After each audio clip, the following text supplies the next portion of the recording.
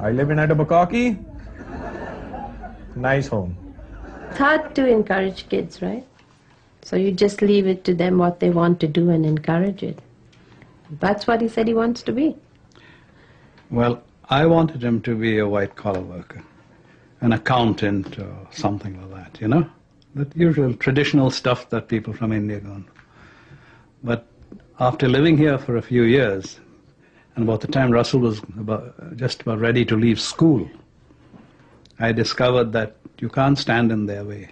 You must let them do what they want to do. And I said, okay, you want to be a chef, then go chef's training.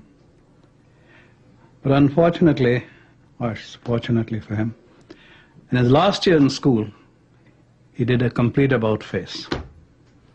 So no, I don't want to be a chef. He wanted to go into show business. That really panicked us. They wanted to see me fail. No, they were telling me, you know, oh, that's very good, yeah, but when are you going to get a job?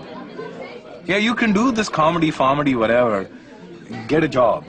This is my job, Dad. I get paid to do this. Oh, yeah, okay, well, get a job, though.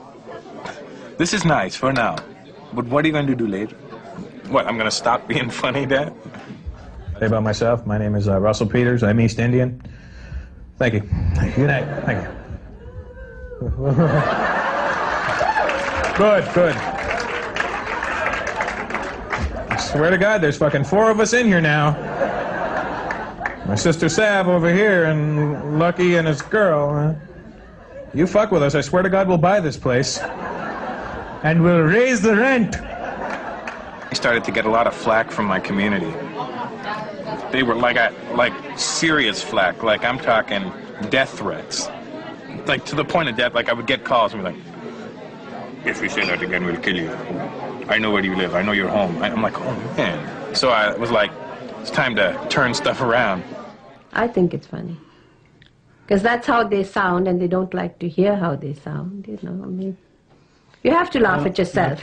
If you can't laugh at yourself, you can't laugh at anybody else.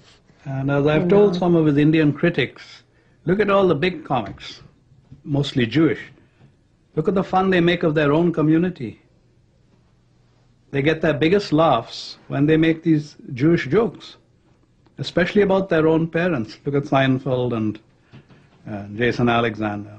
Most of their wisecracks, their really good ones, are about their families and their community. The thing about Russell's performance that was really exciting was that the minute the show was over, we started getting email from all over the country, just a flood of it about where has this guy been, when's he coming out here. We got it from East Indian student associations and young East Indian kids from everywhere in Canada, from small towns out west, from Toronto, from everywhere.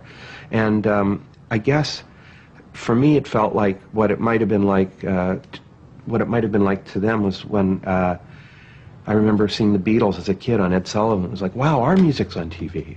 That's like the height of Canadian comedy, right? As far as television exposure goes, to have your own half-hour special nationally televised, right? And then, you know, they've been airing them for 3 or 4 years now, and I got like a whole slew of fan mail, and I was like, that's not something that even crossed my mind when it aired. My thing was, I hope people don't hate it. That's all.